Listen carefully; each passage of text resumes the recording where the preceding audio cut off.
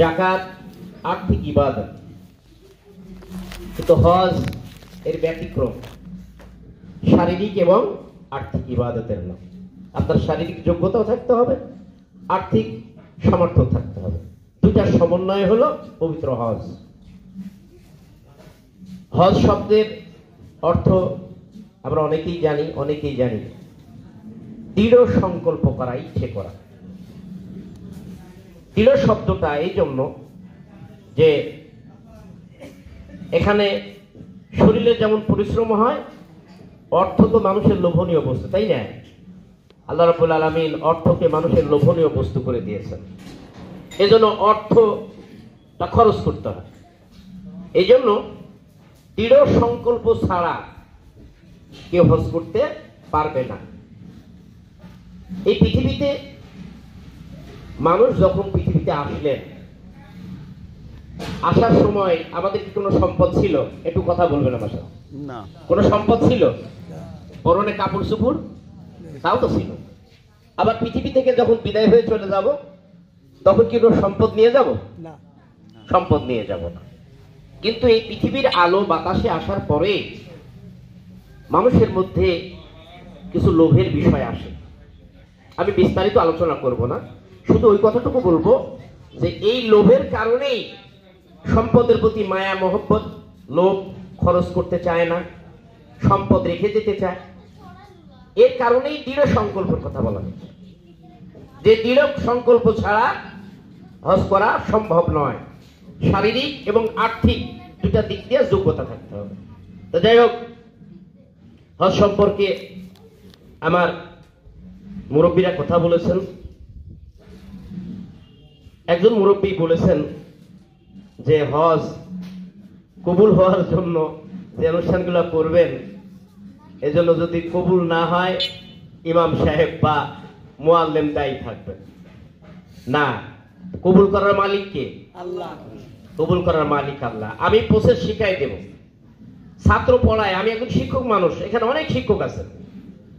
ছাত্রকে পড়ানোর কৌশল শিখায় দেয় শিক্ষক, কিন্তু ছাত্র বাড়ি যায় ছাত্রকে পড়া মুখস্থ করায় না শিক্ষক, পড়া লাগে ছাত্র। অতএব হাজী সাহেবকে তার কবুলিয়াতের জন্য আল্লাহ রাব্বুল আলামিনের কাছে নিজেই আবেদন করা লাগবে। তার হজ কবুল হবে কিনা এটা বোঝা যায়, কারণ হজের আগের আর হজের পরের যদি একটু আমলের এদিক ওদিক দেখেন, যে হজ করতে গিয়া কিছু দোষ ত্রুটি ছিল হজের আগে, কিন্তু পরেও দোষ ত্রুটি আছেই, আর একটু বেশি হয়েছে, তাহলে বুঝবেন ওর হজ আল্লাহ দরবার কবুল হয় নাই।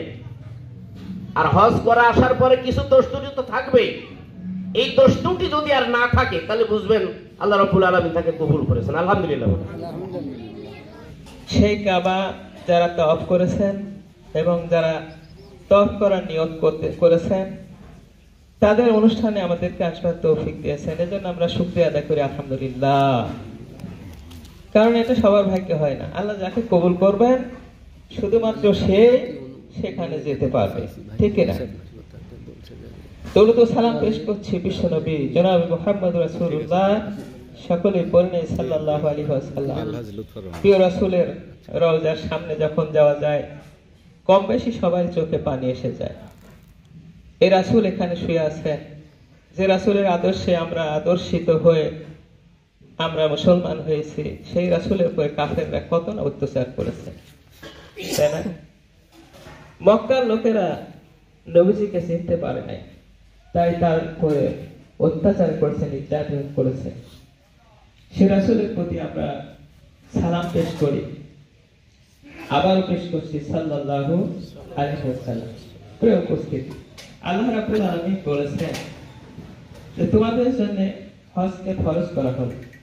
যারা এটা অস্বীকার করবে, সমাজ কাফারা যারা এটাকে অস্বীকার করবে, আল্লাহ কিন্তু দুনিয়ার কোন মানুষের পক্ষে অবকাপেক্ষী নয়। দুনিয়ার কোন মানুষ যদি হজ না করে আল্লাহ কিন্তু আসে যায় না। হজ একটা অন্যতম ইবাদত, সেই ইবাদত করলে রাসূল সাল্লাল্লাহু আলাইহি ওয়াসাল্লাম বলেন, যদি কেউ হজ করে আর হজের মধ্যে কোনো ফাহিশা কথা না বলে, কাউকে গালাগালি না দেয়, কারো সমালোচনা না করে, কোনো গোনার কাজ না করে, তাহলে সে এমন অবস্থায় ফিরে আসবে যেন সদ্য মাতৃগর্ভের থেকে জন্মগ্রহণ করলো। সুবহানাল্লাহ বলেন। সত্য যে তার জীবনের সমস্ত গুনাহ খাতা আল্লাহ তাআলা মাফ করে দিবেন। নিয়ামত একমাত্র আল্লাহরই নিয়ামত। এগুলো এই যে আমাদেরকে সৃষ্টি করেছেন, এটা একটা বড় নিয়ামত আল্লাহ পাক। এরপরে আমাদের অর্থ সম্পত্তি দিয়েছেন, এটা আল্লাহ পাকের একটা বিশাল নিয়ামত। এই নিয়ামতের শুকরিয়া স্বরূপ আমরা কিন্তু সেখানে যেতে পারি, তাই না? আপনাকে যদি আল্লাহ তাআলা টাকা পয়সা না দিতেন, শারীরিকভাবে সুস্থ না রাখতেন, তাহলে কি যেতে পারতেন? যেতে পারতেন। এবং হজ পরবর্তী আমি আসলে আগেই বলেছি, general line and Islamic sense in between lot of difference. এখানে ওইরকম ভাবে আমি হয়তো বলতে পারবো না, তবু এইটুকুই আমি বলবো যে এরকম আমাদের এলাকায় আমার 53 ইয়ার্স ইজ গোয়িং অন, আমি দেখিনি এর আগে কখনো এরকম ধরনের প্রোগ্রাম আমাদের এলাকায় হয়েছে। তো যেহেতু এটা চালু হয়েছে মোজাম্মেল ভাইয়ের মাধ্যমে, আমি অবশ্যই আমার ব্যক্তিগতভাবে আমার তরফ থেকে আমি দোয়া করি, তার শারীরিক সুস্থতা এবং দীর্ঘায়ু জীবন কামনা করি। সেই সাথে আপনাদের সবারও এরকম ধরনের প্রোগ্রাম আরো হোক, আরো। হাজারো ব্যথা বেদনার পরে ফিরে আসনি তুমি আপন ঘরে, খে না খেয়ে দিন প্রচারের কাজে নিজেকে দিয়ে ছবি নিয়ে, তাই ফের কাফেরেরা চিনল না এ আলো, দুষ্টু ছেলেদের পিছে দুললে নিয়ে।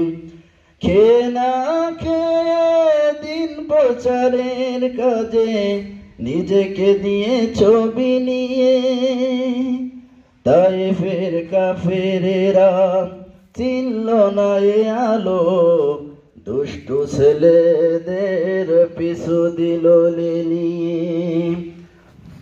আমি মোহাম্মদ শামসুল ইসলাম, সদ্য মক্কা মদিনায় যে আলহাজ হযরত মাওলানা মোজাম্মেল হক সাহেবের নেতৃত্বে যে কাফেলা মক্কা মদিনায় অবস্থান করছিলেন সেই কাফেলার ভিতরে আমিও ছিলাম।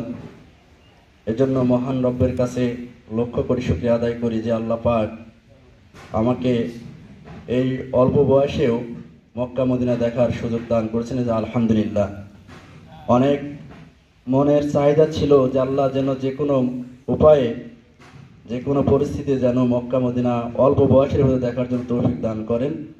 আল্লাহ রাব্বুল আলামিন সেই মনের আশাটা পূরণ করেছে। এই জন্য আল্লাহর কাছে আরেকবার শুকরিয়া, আলহামদুলিল্লাহ। নবীর প্রতি দরুদ পড়ি সাল্লাল্লাহু আলাইহি ওয়াসাল্লাম। আমি আপনাদের সামনে অল্প কিছু কথা শেয়ার করতে চাই যে আমাদের এই জীবন ক্ষণস্থায়ী জীবন, কুল্লু নাফসিন যায়িকাতুল মাউত সুম্মা ইলাইনা তুরজাউন। বলা হচ্ছে প্রত্যেকে মৃত্যু স্বাদ গ্রহণ করতে হবে, সেই মহান রবের কাছে তাদেরকে ফিরে যেতে হবে। তো মহান রব আমাদের যে উদ্দেশ্যে পাঠিয়েছেন সেই উদ্দেশ্য হচ্ছে আসলে মূলত তার ইবাদত করা, তার দাসত্ব করা। তা আমাদের যে তার দাসত্ব করা বা ইবাদত করার যে প্রক্রিয়াগুলো রয়েছে তার মধ্যে হজ বা উমরা একটি গুরুত্বপূর্ণ একটি ইবাদত। কথা ঠিক বলেন না?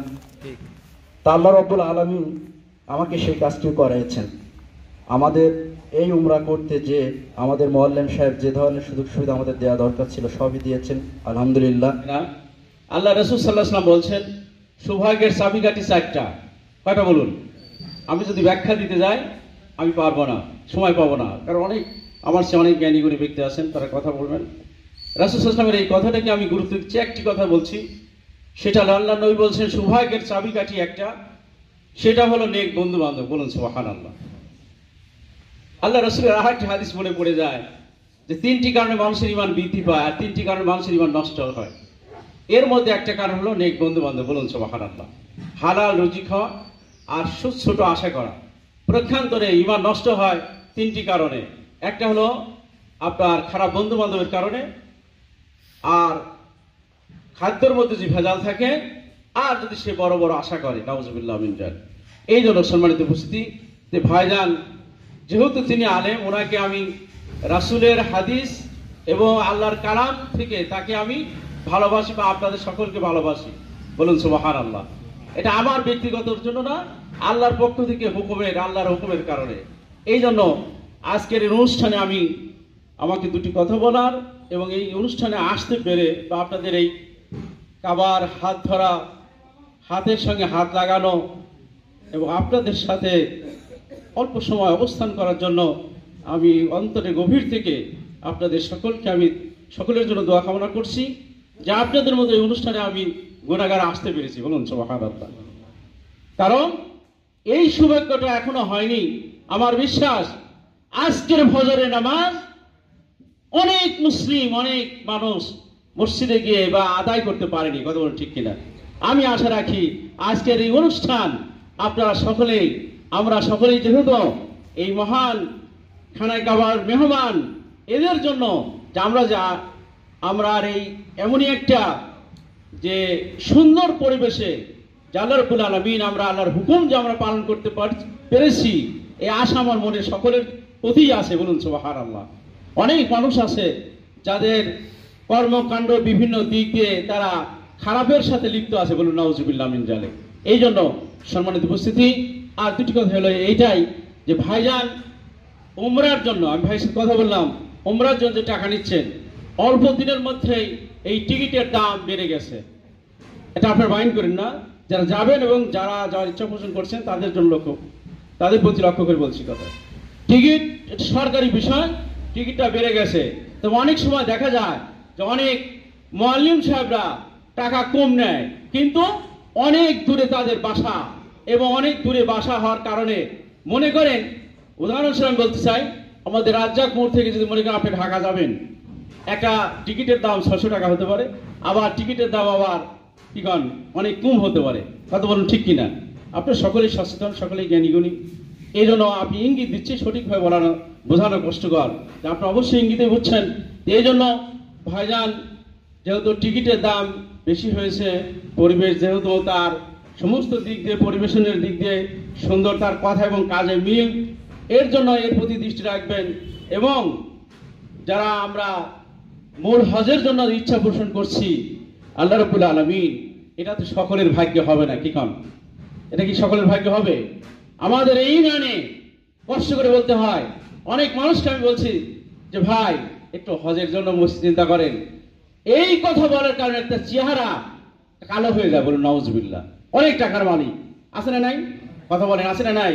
বাস্তবতা বলছি যে আমি বললাম যে ভাই আপনি একটু খানায় কাবার দিকে হজের জন্য একটু চেষ্টা করেন, এই কথা বলে তার চেহারা পর্যন্ত কালো হয়ে যায়। অথচ এমনও মানুষ আছে যে হজের কথা বলার সঙ্গে সঙ্গে টাকা নাই। আমি যে বছর গেছিলাম, আমি অনুসারে আল্লাহ রাব্বুল আলামিনের দয়ায়, আমি নিজের কোনো ক্ষমতা আমার নেই, আল্লাহর দয়ায় আর এই চোখের পানির বিনিময় আল্লাহ রাব্বুল আলামিন খানায় কাবা তওয়াফ করেছেন। আর এটা হলো এই যে 19 সালে আমি গেছি, এরপরে দেখছি যে আমার সাথে যে সাথী ছিলেন 2 শতকের মালিক, আমাকে বললেন 2 কি 3 শতকের জমির মালিক, উনি হজে গেছিলেন। বলুন সুবহানাল্লাহ। তাহলে ইচ্ছার শক্তি পৃথিবীতে সবচেয়ে ছোট্ট একটা বইতে আমি পড়ছিলাম একটি ঘটনা, যে পৃথিবীতে কোন বিজ্ঞানী বলছেন যে মহা আকাশ বড়, চন্দ্র সূর্য এরকম অনেক কিছু বলছেন, সময় স্বল্পতার কারণে বলছি না বিস্তারিত। এরপরে এক বিজ্ঞানী বলছেন যে না, এই পৃথিবীর মধ্যে সবচাইতে বড় শক্তি হলো মনের শক্তি। বলুন সুবহানাল্লাহ।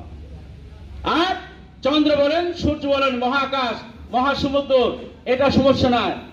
আমি যদি অর্থনৈতিক দুর্বল থাকি, মনের যদি আমার ইচ্ছা, সদিচ্ছা থাকে, আল্লাহ রাব্বুল আলামিন অবশ্যই কবুল করে তার খানায় কাবার মেহমান বানাবেন। বলুন সুবহানাল্লাহ। কথা বলুন ঠিক কিনা? এই জন্য সম্মানিত উপস্থিতি, যে আমি আশা রাখি যে আমরা যারা এখানে আসছি, আমরা সকলেই আল্লাহর কুরআন এবং রাসূলের হাদিস অনুযায়ী আমরা সকলে সৌভাগ্যবান। বলুন সুবহানাল্লাহ। এবং অন্যান্য আমন্ত্রিত অতিথিবৃন্দ, সবাইকে আসসালামু আলাইকুম।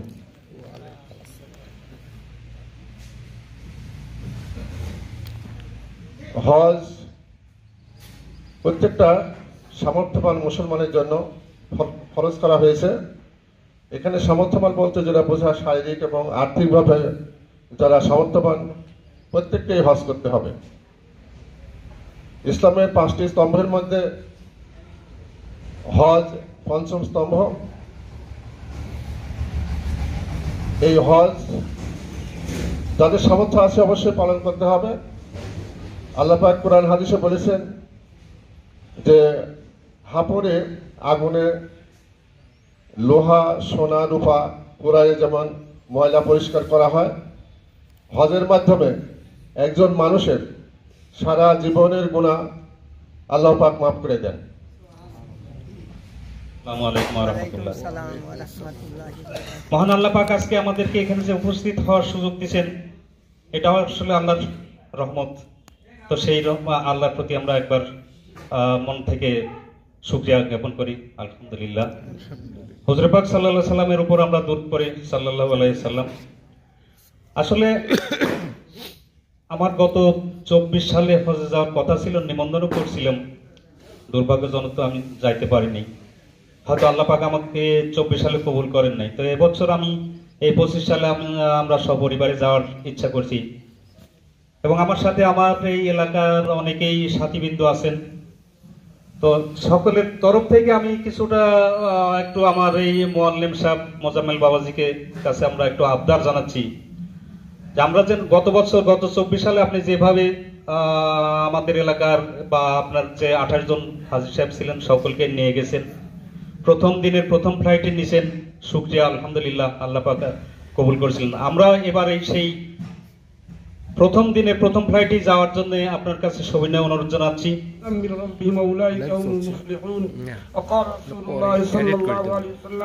মান আমিলা বিমা আলিমা ওয়া রাসাউল্লাহ ইলমান মা লাম ইয়ালাম আও কামা ক্বালা আলাইহিস সালাতু ওয়াসসালাম। উপস্থিত আজকের হাজীদের পিছনে মেহনত করানোলা খাদেম, যিনি নামে যার পরিচয় হযরত মাওলানা মুজাম্মেল হক সাহেব, এবং আজকে এখানে উপস্থিত যারা আছেন হজ করেনওয়ালা এবং হজ করবেন যারা, এই দুই পক্ষের লোক এখানে আছেন। তো এই দুই পক্ষকে আমি শ্রদ্ধার সাথে আবার সালাম দিচ্ছি। আসসালামু আলাইকুম ওয়া রাহমাতুল্লাহি ওয়া বারাকাতুহু। আমি আপনাদের মাঝে আয়াতে কারিমা বলতে, আল্লাহ তাআলা বলতেছে এরাই ওরা যারা হেদায়েতের উপরে, উলাইকা আলা হুদাম মির রাব্বিহিম ওয়া উলাইকা হুমুল মুফলিহুন। এরাই ওরা যারা তাদের রবের পক্ষ থেকে হেদায়েতের উপরে আছে। আর হাদিসের অর্থ হলো যে যারা আমল করে, জানা ইলমের উপরে যারা আমল করে, অজানা ইলম আল্লাহ তাআলা তাদেরকে দান করে। বলেন আলহামদুলিল্লাহ। এগুলোর ঘূর্ণয়ন মান যেই ঘুরপাক, এইটার সাথে আমরা তাওয়াফের সাথে তুলনা করা হয়েছে। কারণ হচ্ছে হলো আমরা বিভিন্ন জায়গায় দেখি ঘড়ি একটা কাঁটা এইদিকে ঘোরে, কিন্তু সেখানে আমাদেরকে কোন দিকে ঘুরতে হবে? বাম দিকে, এরকম ভাবে ঘুরতে হবে। তো এই যে ঘোরাটা, এই ঘোরাটা হচ্ছে সৌরমণ্ডলের সাথে সম্পৃক্ত। আর বিশ্বের নাভিস্থল হচ্ছিল কাবা কেন্দ্র। এই কাবা কেন্দ্রকে উদ্দেশ্য করে, কাকে উদ্দেশ্য করে আমরা ঘুরবো? মহান আল্লাহ রাব্বুল আলামিনকে একমাত্র হাজির নাজির মনে করে আমাদেরকে ঘুরতে হবে। আর এর সাথে সাথে আমাদের আর একটা জিনিস খেয়াল করতে হবে যে আমরা ওখান থেকে যেটা আরাফার ময়দানে যাব, সেই আরাফার ময়দান হচ্ছে হাসরের ময়দান। এটা আমাদের মনে আনতে হবে। এই তিনটা জিনিস আমাদের মাথায় নিয়ে আমাদের হজ সম্পাদন করতে হবে। আমরা ঔষধ খাই, কোন কোন ডোজ আছে সকালে সন্ধ্যায় 3-4 বার করে খাওয়া লাগে, আর কোন কোন ডোজ আছে দিনে হয়তো 2 বার, তারপরে এরকম ডোজ আছে দিনে 1 বার, অথবা 6 মাস 1 বছরে একটা। কিন্তু হজ করছেন যিনি, তাকে চিন্তা করতে আমার জীবনে একটাই আল্লাহ রাব্বুল আলামিন ফরজ করেছেন, এই ফরজটা আমাকে সঠিকভাবে পেলাতে হবে, এটা সঠিকভাবে আমার গ্রহণ করতে হবে। যদি এর ব্যতিক্রম চলে তাহলে আমাদেরকে আসলে ঔষধের ডোজ মানুষের অনেক সময় এইরকম ধরনের একটা ট্রিটমেন্ট দিয়ে থাকে। জীবনে আমি আপনি হজ আসলে আমার আপনার জন্য ফরজ কয়বার? একবার। এই একবার হজ, এই ফরজ, এইটা আমাদেরকে মেনে নিতে হবে। আজকে আমরা হজের প্রস্তুতি নিচ্ছি। হজের প্রস্তুতির সময় আমাকে যখন বোর্ড পাস হয়ে যায়, যখন আপনি বিমানবন্দরের মধ্যে ঢুকে পড়েন, তখন কিন্তু আর আপনার সাথে পরিবারের কারো কোনো সম্পর্ক থাকে না। আমরা দুনিয়ার জীবন শেষে আখিরাতের জিন্দেগিতে যাব, সেদিন আসলে আমাদেরও বোর্ড পাস হয়ে যাবে, কবরে দাফন করে দিবে, আপনার মাল সামান সব থেকে যাবে, আপনার হাল থেকে যাবে, আপনার কি হবে? শুধু আপনার আমল নিয়ে আপনাকে যেতে হবে। ঠিক এই এই দুনিয়ার 40 দিনের প্রস্তুতি যদি আপনাকে এরকম ভাবে প্রশ্ন করে, তাহলে আখিরাতের জন্য আপনাকে কি ধরনের প্রস্তুতি গ্রহণ করতে হবে।